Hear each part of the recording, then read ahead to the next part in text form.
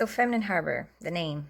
Put a lot of time and care into this name. So I want to kind of explain to you a little bit the origin and how it kind of grew and it came to be. Back in 2009, I created a blog in Portuguese called Porto Feminino. And that blog was a way for me to reflect as an introspective person and to kind of write about my anxieties, my fears, my doubts, uncertainties about the wishes that I had of becoming a mother in this modern world. I mean, really nothing in the modern world entices us to want to kind of take on motherhood. It's so much information at once, and I felt very conflicted about it. So I decided to write a blog because more than a journal, I think these communication vehicles allow us to reach out to other people who may have been experiencing the same thing, and then we grow with that exchange. So that blog is still available. I'm going to put the link out there just for your amusement once this is done. And that's sort of where it kind of stayed for a while, because then I did have my babies. And it was actually years later that I created Feminine Harbor.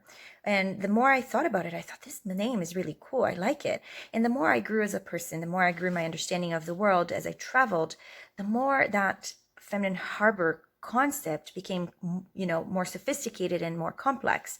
So for example, I understood that harbors were the ways in which colonization happened all over the world. There were no planes back then. It was really the port of entry to all these other places and countries that we now are able to access. So there's a horrific origin. However, it also has a flip side to it, which is it allowed us to get to know one another and to communicate with each other.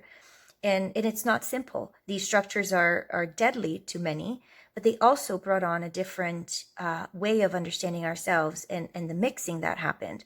Myself, being a mixed person, without these harbors, my grandmother arrived to Brazil at a harbor. Without these harbors, my Portuguese grandmother would have never married my indigenous grandfather. So I really started thinking about the complexity and problems that came from it, but also, what was good that came from it. And these are complicated conversations. The way I see it is the more I learned and traveled around the world, I really figured that these are communication and mobility systems. And as I've seen in Bilbao and in cities like Hamburg and other cities around the world, there seems to be a movement trying to revitalize these harbors. And all of these cities, Bilbao, Hamburg, which I had the pleasure to visit in person, they grew from an extraction economy to an economy of service. And that's what's actually maintaining these places right now. They shifted their ways from extracting to serving to care. And it has, in that process, revitalized all the communities around them. So there's a couple of things that I thought, what about Feminine Harbor being a way of reclaiming those structures and inserting the voices of women, which really are the voices that were lacking, because ultimately harbors were male-centric structures that were invasive. But what if women now want to gain mobility and freedom, and they need to find a way to do that?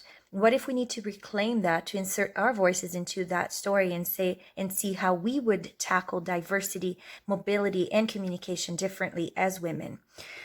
So that was my aim, was to create a structure and a place where the stories of women would be safe. It was going to focus on the diversity of women, and it was going to focus on the experiences that could be exchanged. But then the cherry on the cake kind of came when I read this quote by Carl Sagan, which really served to me as an affirmation, as a woman who loves this planet so much, that I was definitely on the right track. And I'm going to read it to you. So he wrote in 1980, I believe, "Our planet," which is the year I was born, by the way, "our planet is a lonely speck in the great enveloping cosmic dark. In our obscurity, in all this vastness, there is no hint that help will come from elsewhere to save us from ourselves. The earth is the only world known so far to harbor life."